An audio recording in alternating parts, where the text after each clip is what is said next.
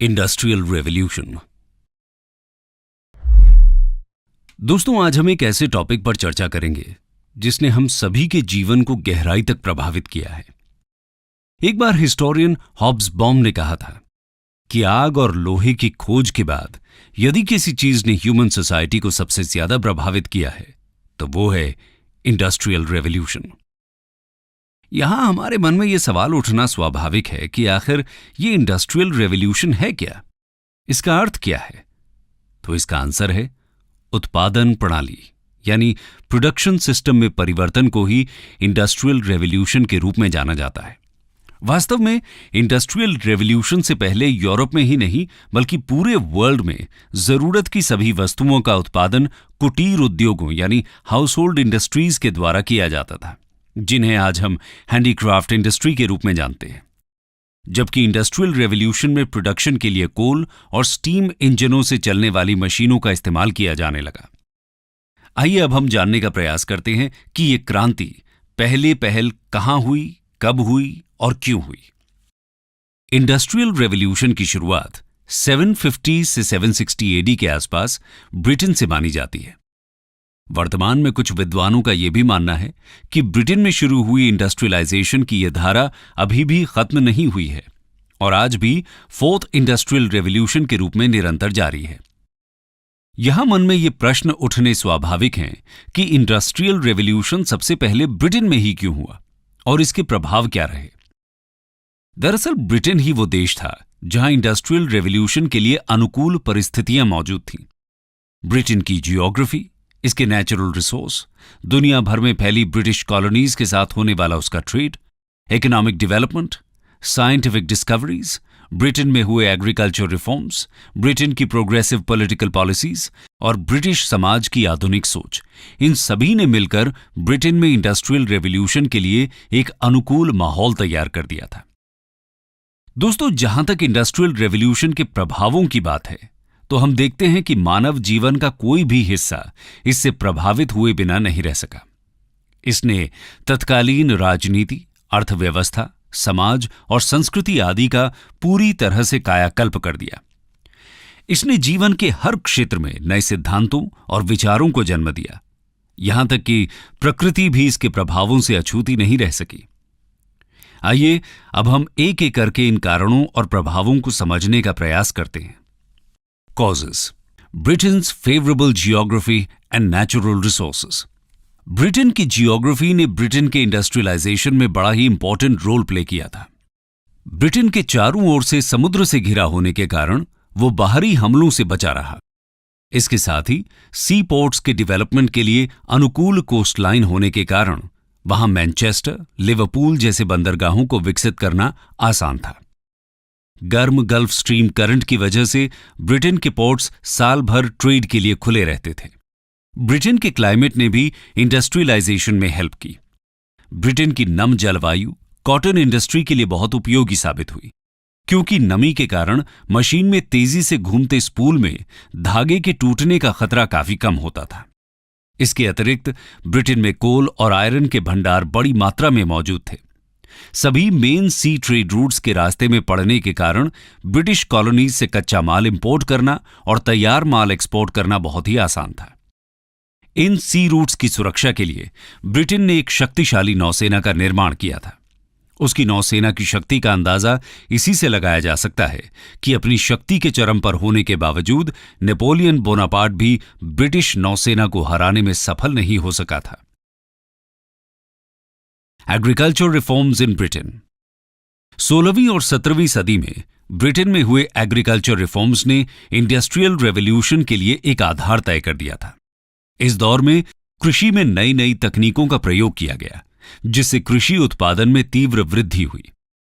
Agriculture land की चकबंदी यानी कंसोलिडेशन और फेंसिंग की गई, जिससे एग्रीकल्चर फार्म्स का साइज बड़ा हो गया और पशुओं द्वारा होने वाली फसल की बर्बादी कम हो गई। खेतों से लगातार उपज लेने के लिए क्रॉप रोटेशन तकनीक का इस्तेमाल किया गया। ड्रिल के जरिए बीज बोने की तकनीक, फर्टिलाइजर का प्रयोग, पशुओं की नस्लों में सुधार और नहरों के जरिए सिंचाई की व्यवस्था आदि के माध्यम से कृषि उत्पादन में गुणात्मक सुधार हुआ। फूड ग्रेन्स के अतिरिक्त उत्पादन ने ब्रिटिश इकोनॉमी को शहरों की बढ़ती आबादी को वहन करने की क्षमता प्रदान की और मैन्युफैक्चरिंग इंडस्ट्री के लिए कच्चा माल भी उपलब्ध कराया। इसके साथ ही एग्रीकल्चर से होने वाले प्रॉफिट को इंडस्ट्रियल सेक्टर में ही इन्वेस्ट किया गया। Scientific discoveries. ब्रिटेन का साइंटिफिक एनवायरनमेंट नई नई खोजों को अपनाने के मामले में यूरोप के अन्य देशों की तुलना में अधिक अनुकूल था। इस दौर में textile industry, coal and iron industry, transportation and communication sector में नवीन तकनीकों को अपनाया गया। Textile industry. 1733 एडी में जॉन नामक एक अंग्रेज ने फ्लाइंग शटल नामक कपड़ा बुनने की मशीन का आविष्कार किया, जिससे कपड़ा बुनाई में तेजी आई। 1764 एडी में जेम्स हार्ग्रीव्स ने स्पिनिंग जेनी का आविष्कार किया, जिससे पहले की तुलना में 8 गुना अधिक तेजी से धागा बनाया जा सकता था। 1770 एडी में रिचर्ड आर्कराइट ने धागा बनाने के लिए वाटर फ्रेम नामक मशीन का आविष्कार किया। रिचर्ड की यह मशीन जल शक्ति से चलती थी। रिचर्ड को ब्रिटेन में टेक्सटाइल इंडस्ट्री का फाउंडर माना जाता है। कोल एंड आयरन इंडस्ट्री। ब्रिटेन में तेजी से बढ़ रहे मशीनीकरण, शिप्स मैन्युफैक्चरिंग, लोकोमोटिव और रेलवे ट्रैक्स के निर्माण के लिए आयरन और स्टील की मांग बढ़ रही थी, जिसे पूरा करने के लिए ऐसी फर्नेस बनाई गई जो स्टोन कोक का प्रयोग कर सकती थी। इन फर्नेस का क्रिटिकल टेम्परेचर वुड कोक का प्रयोग करने वाली फर्नेस से ज्यादा होता था। इनकी सहायता से अच्छी गुणवत्ता का स्टील बनाया जा सकता था।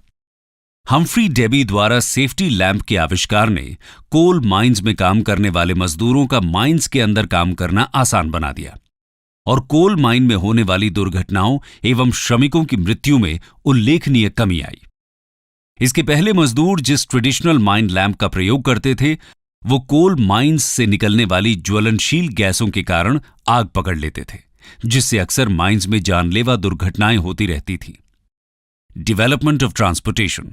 Scottish engineer John Loudon McAdam द्वारा तारकोल सड़कों के निर्माण से कच्चे माल को कारखानों तक पहुंचाना और मैन्युफैक्चर्ड प्रोडक्ट्स को मार्केट तक पहुंचाना आसान हो गया। इसके अलावा ब्रिटेन में नहरों और रेलवे का डेवलपमेंट भी तेज गति से हुआ। 1769 एडी में जेम्स वॉट ने स्टीम इंजन का आविष्कार किया, जिसका प्रयोग टेक्सटाइल इंडस्ट्री और कोल माइंस में किया जाने लगा। 1814 एडी में जेम्स स्टीवनसन ने रेलवे स्टीम इंजन डेवलप किया। लगभग 1830 में ब्रिटेन के मैनचेस्टर और लिवरपूल के बीच पहली ट्रेन चलाई गई। परिवहन के इन साधनों के विकास ने माल ढुलाई और लोगों का एक जगह से दूसरी जगह आना जाना बहुत ही आसान और तेज बना दिया। स्टीम पावर के इसी सिद्धांत का प्रयोग स्टीम शिप बिल्डिंग में भी किया गया। इससे बड़े और अधिक वाटर डिस्प्लेसमेंट वाले शिप बनाए जाने लगे। शिप बिल्डिंग में इन तकनीकी सुधारों के फलस्वरूप न सिर्फ ब्रिटिश नौसेना की ताकत बढ़ी, बल्कि अब बड़े पैमाने पर इंटरनेशनल ट्रेड करना संभव हो गया। Economy and development of banking system. 17वीं और 18वीं सदी तक ब्रिटेन ने इंटरनेशनल ट्रेड के माध्यम से काफी लाभ कमाया था।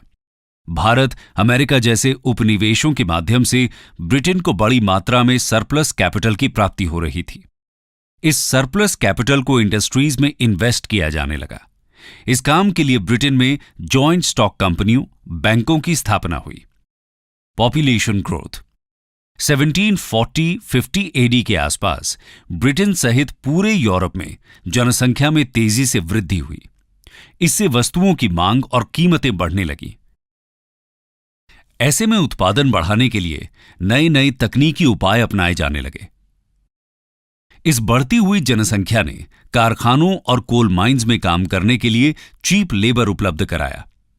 Liberal political system. राजनीतिक दृष्टिकोण से ब्रिटेन का पॉलिटिकल सिनेरियो इंडस्ट्रियल रेवोल्यूशन के लिए अनुकूल था। वस्तुतः यूरोप के अन्य देशों की तुलना में ब्रिटिश पार्लियामेंट्री पॉलिटिक्स में जनता के एक ठीक ठाक हिस्से को अपनी बात रखने की आजादी थी। ऐसे में वहां कैपिटलिस्ट क्लास और मध्य वर्ग के फलने फूलने के लिए पर्याप्त अवसर उपलब्ध थे, जबकि इसी समय फ्रांस, ऑस्ट्रिया, प्रशा आदि यूरोपीय देश अभी भी फ्यूडल सिस्टम में जकड़े हुए थे। आइए अब हम देखते हैं इंडस्ट्रियल रेवोल्यूशन का इकोनॉमी, सोसाइटी, पॉलिटिक्स और एनवायरनमेंट पर क्या प्रभाव पड़ा। Effects on economy. Industrial revolution से कारखानों और फैक्ट्रियों में गुड्स के प्रोडक्शन में एक्स्ट्रॉर्डिनरी ग्रोथ हुई। मैन्युफैक्चर्ड गुड्स को ब्रिटेन के आंतरिक भागों और फॉरेन मार्केट्स तक पहुंचाने के लिए लॉजिस्टिक्स का बड़े पैमाने पर विकास हुआ। इससे मिलने वाले प्रॉफिट से ब्रिटेन में इंडस्ट्रियल कैपिटलिज्म का डेवलपमेंट हुआ। जॉइंट स्टॉक ट्रेडिंग कंपनियों की स्थापना की गई। इन कंपनियों ने मार्केट से पूंजी जुटाने के लिए स्टॉक मार्केट में सिक्योरिटीज और शेयर्स की ट्रेडिंग प्रारंभ की, जिससे एक कैपिटल मार्केट डेवलप हुआ। इसके साथ ही इंडस्ट्रियलाइजेशन के चलते बैंकिंग एवं बीमा कंपनियों का भी विकास हुआ, जिसने ट्रेड एक्टिविटीज को सिक्योर और इजी बना दिया। इंडस्ट्रियलाइजेशन का एक नेगेटिव इफेक्ट ये रहा कि इससे घरेलू उद्योग धंधों का विनाश हो गया। जो कारीगर अपने घर पर अपने परिवार के सदस्यों के साथ सीमित पूंजी से काम करते थे, वे अब बेरोजगार हो गए। अब कारखानों में मशीनों से उत्पादन होने लगा था, जो कॉटेज इंडस्ट्री या हैंडीक्राफ्ट इंडस्ट्री के उत्पादन से काफी सस्ता होता था और इसकी गुणवत्ता भी अच्छी थी। अतः घरेलू उद्योगों में बने उत्पादों की मांग काफी कम हो गई। यहां हमें एक बात ध्यान रखनी चाहिए कि इंडस्ट्रियलाइजेशन से घरेलू उद्योगों के नष्ट होने का नेगेटिव इफेक्ट औद्योगिक देशों पर नहीं पड़ा, क्योंकि इन देशों में घरेलू उद्योगों के नष्ट होने पर इनकी जगह कारखानों और फैक्ट्रियों ने ले ली थी। इसका नेगेटिव इफेक्ट भारत जैसी कॉलोनीज पर पड़ा, जहां ब्रिटेन के सस्ते माल के कारण घरेलू उद्योग पूरी तरह से बर्बाद हो गए और इन कुटीर उद्योगों में काम करने वाले लोगों के पास खेती करने के अलावा कोई विकल्प नहीं बचा, जिससे भारत जैसे देशों में खेती पर जनसंख्या का दबाव बढ़ने लगा, जिसका परिणाम हम भारत में बार बार पड़ने वाले फैमिन्स के रूप में देख सकते हैं। औद्योगिक क्रांति के कारण उत्पादन में स्पेशलाइजेशन को प्रोत्साहन मिला, क्योंकि मशीनों के निर्माण और उन्हें चलाने के लिए एक विशेष प्रकार की स्किल की आवश्यकता थी, जिसके लिए विशेषज्ञ का होना अनिवार्य था। इसलिए यूनिवर्सिटीज में इंजीनियरिंग, इकोनॉमिक्स, कंपनी लॉ और मैनेजमेंट जैसे विषय पढ़ाए जाने लगे। दोस्तों, इंडस्ट्रियलाइजेशन ने वर्ल्ड के ट्रांसपोर्टेशन और कम्युनिकेशन के परंपरागत तरीकों को पूरी तरह से बदल दिया।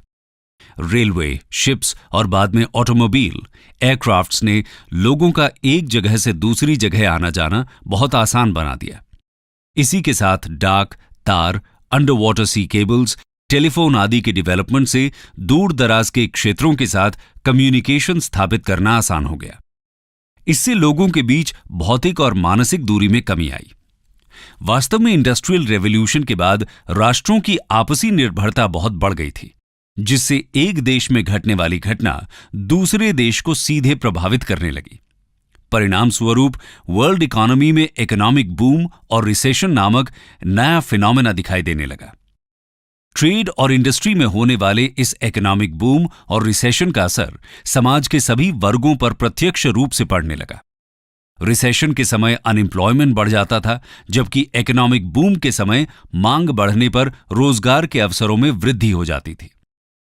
आइए अब हम पॉलिटिक्स पर इंडस्ट्रियल रेवोल्यूशन के असर को देखते हैं। Effects on politics. Industrial revolution के परिणाम स्वरूप राजनीति में डेमोक्रेटिक पॉलिटिकल प्रिंसिपल्स अधिक लोकप्रिय हो गए। आम जनता मांग करने लगी कि उसे इंडिविजुअल फ्रीडम और फंडामेंटल राइट्स दिए जाएं। पॉलिटिक्स में फ्यूडलिज्म और एरिस्टोक्रेसी की जगह लिबरल पॉलिटिकल थॉट्स को तरजीह मिलने लगी। इस दौर में यूरोप में कैपिटलिस्ट और मिडिल क्लास का उदय हुआ, जिसने अपने आत्मविश्वास एवं दृढ़ संकल्प से इंडस्ट्रियल रेवोल्यूशन को उच्च शिखर पर पहुंचाया। इन क्लासेस ने अपने हितों की पूर्ति के लिए सरकारों पर दबाव बनाना शुरू कर दिया था। इनके दबाव के कारण 19वीं सदी में इंग्लैंड में कई पार्लियामेंट्री रिफॉर्म्स किए गए। वैसे एक इंटरेस्टिंग फैक्ट यह है कि इंडस्ट्रियल रेवोल्यूशन तो सबसे पहले इंग्लैंड में हुआ, लेकिन कैपिटलिस्ट और मिडिल क्लास को पॉलिटिकल एंड सोशल राइट्स सबसे पहले अमेरिका में मिले। उसके बाद फ्रेंच रेवोल्यूशन के जरिए उन्हें ये अधिकार फ्रांस में प्राप्त हुए, जबकि 1832 एडी में जाकर उन्हें ये राइट्स ब्रिटेन में मिल पाए। दोस्तों, इंडस्ट्रियल रेवोल्यूशन में अगर मिडिल क्लास और कैपिटलिस्ट क्लास ने अपना नॉलेज और वेल्थ लगाई थी, तो फैक्ट्री वर्कर्स ने अपना खून पसीना लगाया था। इंडस्ट्रियलाइजेशन से मिलने वाले प्रॉफिट से जहां एक तरफ पूंजीपति धनवान हो रहे थे, वहीं दूसरी तरफ फैक्ट्री वर्कर्स की कंडीशंस लगातार खराब होती जा रही थी। इस वर्ग की मेहनत से ही फैक्ट्रीज में उत्पादन होता था, लेकिन यह वर्ग अपनी बेसिक नीड्स को भी पूरा नहीं कर पाता था। ऐसे में श्रमिकों ने अपनी वर्किंग कंडीशंस में सुधार के लिए अपने ट्रेड यूनियन बनाए। इन ट्रेड यूनियंस के जरिए उन्होंने इंडस्ट्रियलिस्ट्स को मजदूरों के वर्किंग आवर्स निश्चित करने, वेजेस में वृद्धि करने, एजुकेशन एंड हेल्थ बेनिफिट्स देने के लिए मजबूर किया। इसके साथ ही उन्होंने गवर्नमेंट से लेबर लॉज बनाने की भी मांग की। उनके संघर्ष के फलस्वरूप 1825 में ब्रिटिश गवर्नमेंट ने ट्रेड यूनियंस को फॉर्मली रिकॉग्नाइज कर लिया। बाद में ब्रिटेन में चार्टिस्ट मूवमेंट के जरिए वर्कर्स ने इकोनॉमिक एंड पॉलिटिकल राइट्स पाने के लिए भी आंदोलन चलाया। वास्तव में लेबर मूवमेंट के साथ ही सोशलिज्म की एक नई धारा का यूरोप में धीरे धीरे विकास हो रहा था। इस दौर में इंडस्ट्रियलाइजेशन के परिणाम स्वरूप सारा प्रॉफिट कैपिटलिस्ट्स के हाथों में इकट्ठा होता जा रहा था, जिससे सोसाइटी में कैपिटलिस्ट क्लास और वर्कर क्लास के बीच कॉन्फ्लिक्ट बढ़ते जा रहे थे। इन कॉन्फ्लिक्ट्स को ही क्लास स्ट्रगल कहा गया। इस मूवमेंट में वर्कर्स को इंटेलेक्चुअल क्लास का भी सपोर्ट मिला। इनफैक्ट ये कहना गलत नहीं होगा कि सोशलिस्ट मूवमेंट को इंटेलेक्चुअल क्लास ने ही लीड किया था। इन लीडर्स में British industrialist Robert Owen, Saint Simon, Louis Blanc, Karl Marx और फ्रेडरिक एंगल्स प्रमुख थे। इन सोशलिस्ट्स का मानना था कि उत्पादन के साधनों पर एक व्यक्ति अथवा पूंजीपति वर्ग का अधिकार नहीं होना चाहिए, बल्कि पूरी सोसाइटी का अधिकार होना चाहिए। इस तरह इंडस्ट्रियल रेवोल्यूशन ने नई पॉलिटिकल आइडियोलॉजीज को जन्म दिया। इंडस्ट्रियल रेवोल्यूशन का प्रभाव इंपीरियलिज्म और कॉलोनियलिज्म जैसी आइडियोलॉजीज पर भी देखा जाता है। Imperialism and colonialism. इंडस्ट्रियलाइजेशन के कारण यूरोप में मैन्युफैक्चर्ड गुड्स की खपत के लिए नए नए बाजारों की आवश्यकता पड़ने लगी। इसके अलावा रॉ मटेरियल की सप्लाई एवं सस्ते मजदूरों की भी आवश्यकता थी। इसलिए यूरोपीय देशों ने वर्ल्ड के अन्य देशों को अपनी कॉलोनी बनाना शुरू कर दिया। साम्राज्यवाद की इस दौड़ में England, France, Spain, Holland, Germany, Japan और इटली प्रमुख यूरोपीय देश थे। इनमें ब्रिटिश एम्पायर सबसे बड़ा था। यूरोप के ये देश अपनी कॉलोनीज का आर्थिक शोषण करते थे। वहां से कच्चा माल प्राप्त करके अपने यहां बने तैयार माल को हाई प्रॉफिट मार्जिन के साथ कॉलोनीज में बेचा करते थे, जिससे विश्व की धन संपदा यूरोप में इकट्ठा होती रही और भारत जैसे देश गरीब होते रहे। बाद में इन्हीं कॉलोनीज पर कब्जे और ज्यादा से ज्यादा क्षेत्रों पर अपनी हेजेमनी स्थापित करने के लिए यूरोपियन पॉलिटिक्स में अल्ट्रा नेशनलिज्म और मिलिटराइजेशन को बढ़ावा मिला, जिसका परिणाम 2 विश्व युद्धों के रूप में सामने आया। आइए अब हम देखते हैं कि इंडस्ट्रियल रेवोल्यूशन का एनवायरनमेंट पर क्या प्रभाव पड़ा। Effects on environment. Industrial revolution के इनिशियल फेज में इंडस्ट्रियलाइजेशन के एनवायरनमेंट पर पड़ने वाले नेगेटिव इफेक्ट्स पर ध्यान नहीं दिया गया। इंडस्ट्रियलाइजेशन के इनिशियल फेज में रेलवे, सड़क बनाने के लिए जंगल के जंगल साफ कर दिए गए। रॉ मटेरियल्स के लिए नेचुरल रिसोर्सेज का अंधाधुंध एक्सप्लॉयटेशन किया गया। फैक्ट्री से निकलने वाले हार्मफुल केमिकल्स सीधे नदियों, झीलों और समुद्र में मिला दिए जाते थे, जिसके कारण ये वाटर रिसोर्सेज पोल्यूट होने लगे।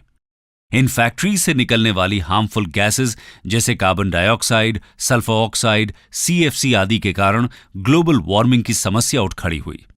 इन हार्मफुल गैसेज को सीधे एनवायरनमेंट में छोड़ दिया जाता था, पर समय के साथ इसके negative effects global warming, acid rain, fresh water resource के टॉक्सिक सब्सटेंसेस से कंटेमिनेटेड होने, इकोलॉजिकल इम्बैलेंस और नई नई डिजीजेस के रूप में सामने आने लगे। एनवायरनमेंट पोल्यूशन हमारे समय की सबसे बड़ी समस्या बनकर उभरी है। इस चैलेंज से निपटने के लिए आज पूरा विश्व प्रयासरत है। ग्लोबल वार्मिंग और ग्रीन हाउस गैसों पर लगाम लगाने के Kyoto protocol, Paris accord, Montreal protocol, carbon credit scheme जैसे अग्रीमेंट किए गए हैं। आइए अब हम सोसाइटी और कल्चर पर इंडस्ट्रियलाइजेशन के असर को देखते हैं। Effects on society and culture. Industrial revolution ने समाज में 3 नए वर्गों को जन्म दिया। पहले वर्ग में कैपिटलिस्ट शामिल थे, जो इकोनॉमी के साथ साथ नेशनल पॉलिटिक्स को भी प्रभावित करने की क्षमता रखते थे। दूसरा वर्ग था मिडिल क्लास, जिसमें doctor, engineers, managers, agents, scientist, lawyers, journalists और टीचर्स आदि आते थे। तीसरे वर्ग में वर्कर्स और पेजेंट्स आते थे, जो अपने श्रम और कौशल से उत्पादन करते थे। इन तीनों वर्गों के इंटरेस्ट अलग अलग होने के कारण सोशल अनरेस्ट की स्थिति पैदा होने लगी। वास्तव में वर्कर्स को कम वेतन पर प्रायः अमानवीय परिस्थितियों में 12 से 15 घंटे काम करना पड़ता था। फैक्ट्रीज और कारखानों में सनलाइट, फ्रेश एयर और साफ सफाई का प्रायः अभाव रहता था। इन वर्कर्स को स्लम्स में अमानवीय यानी इनह्यूमेन परिस्थितियों में रहना पड़ता था। कुल मिलाकर उनकी स्थिति अत्यधिक दयनीय थी। शोषण से वर्कर्स त्रस्त हो चुके थे। इसी वर्कर्स अनरेस्ट ने आगे चलकर ट्रेड यूनियन मूवमेंट को जन्म दिया। इंडस्ट्रियल रेवोल्यूशन ने सोसाइटी के ट्रेडिशनल स्ट्रक्चर को पूरी तरह से बदल कर रख दिया। इसने पुराने सामाजिक संबंधों, रीति रिवाजों, रहन सहन, खान पान, धार्मिक विश्वास, आर्ट, लिटरेचर आदि में मूलभूत परिवर्तन किए, जिसके कारण एक ऐसी सोसाइटी का जन्म हुआ जो वैज्ञानिक दृष्टिकोण पर आधारित थी। परंतु इस सोसाइटी में मानवीय संबंधों का स्थान आर्थिक संबंधों ने ले लिया। अब सोसाइटी में फाइनेंशियल स्टेटस के बेसिस पर सोशल रिलेशन बनाए जाने को तरजीह दी जाने लगी।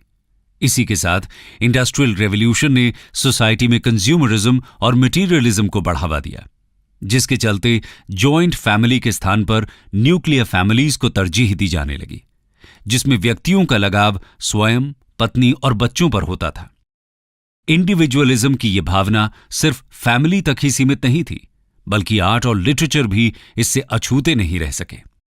पहले आर्ट और लिटरेचर में सुपरनैचुरल फिनोमेना या अरिस्टोक्रेसी की समृद्धि को सब्जेक्ट के रूप में इस्तेमाल किया जाता था, परंतु अब सामान्य व्यक्ति को, उसकी रोजमर्रा की समस्याओं को आर्ट एंड लिटरेचर में सब्जेक्ट के रूप में इस्तेमाल किया जाने लगा।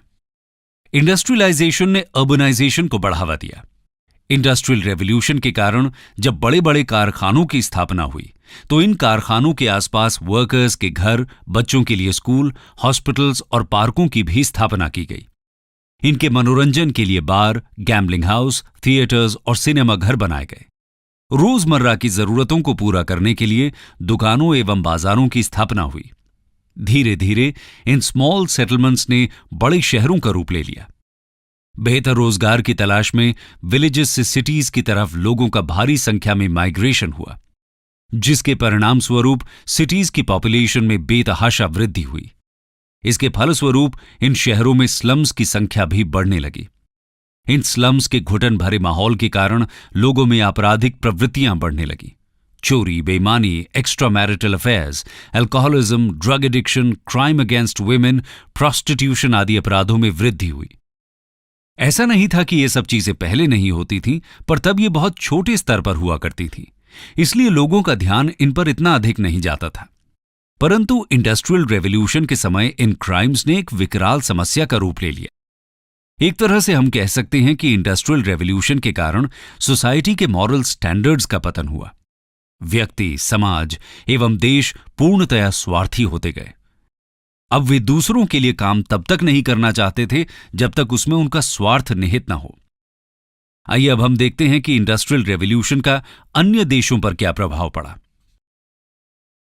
Spreading across Europe, USA and beyond. दोस्तों, अभी तक आप समझ चुके होंगे कि इंडस्ट्रियल रेवोल्यूशन कोई ऐसा फिनोमेना नहीं था जिसे एक देश तक ही सीमित रखा जा सके। 19वीं सदी में इंडस्ट्रियलाइजेशन की यह धारा अमेरिका, फ्रांस, जर्मनी, इटली और जापान में भी दिखाई देने लगती है।